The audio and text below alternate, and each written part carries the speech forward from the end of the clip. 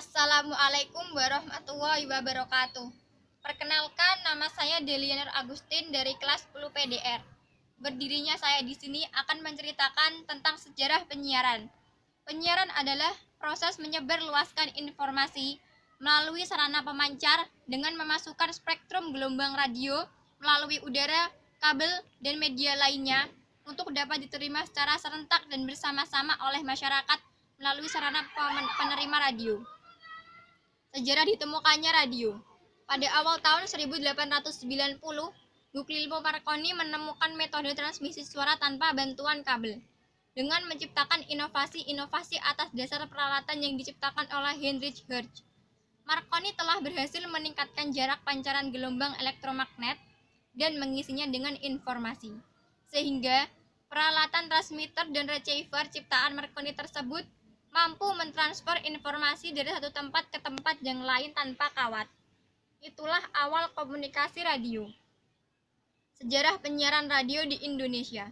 Pada tahun 1925, saat masa pemerintahan Hindia Belanda, Profesor Komans dan Dr. de Goret berhasil melakukan komunikasi radio dengan menggunakan stasiun radio di Malbar, Jawa Barat.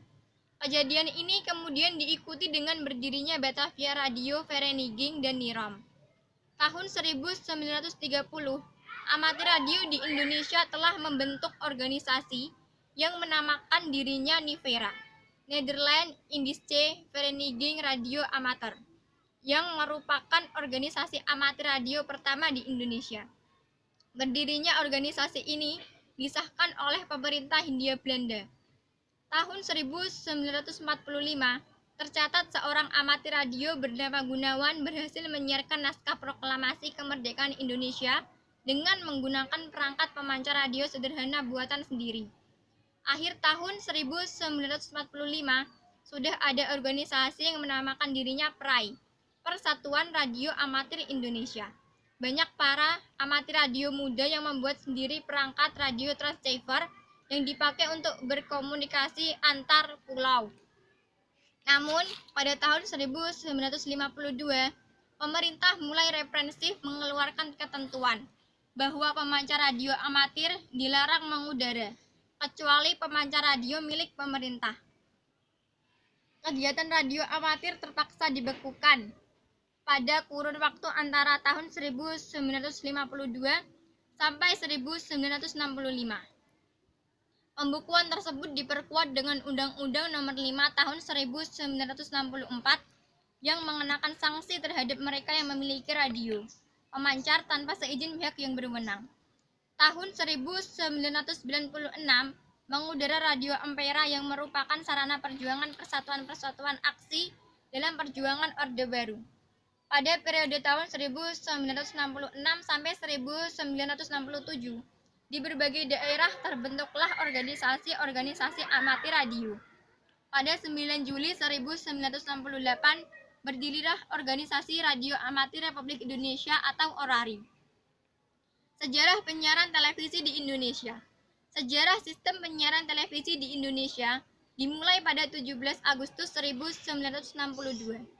Hari itu, Televisi Republik Indonesia atau TVRI lahir dan pertama kalinya beroperasi menayangkan secara langsung upacara Hari Kemerdekaan Indonesia ke-17. Siaran itu masih terhitung percobaan.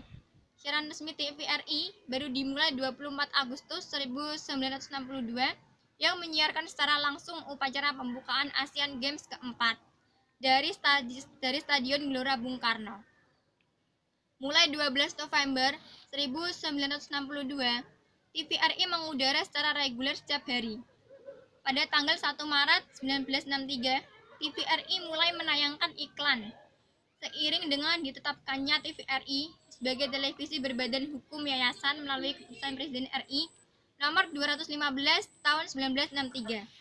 Namun, pada tahun 1981, dengan berbagai alasan politis, TVRI tidak diizinkan lagi menayangkan iklan. Sejalan dengan kepentingan pemerintah dan keinginan rakyat Indonesia yang tersebar di berbagai wilayah agar dapat menerima siaran televisi.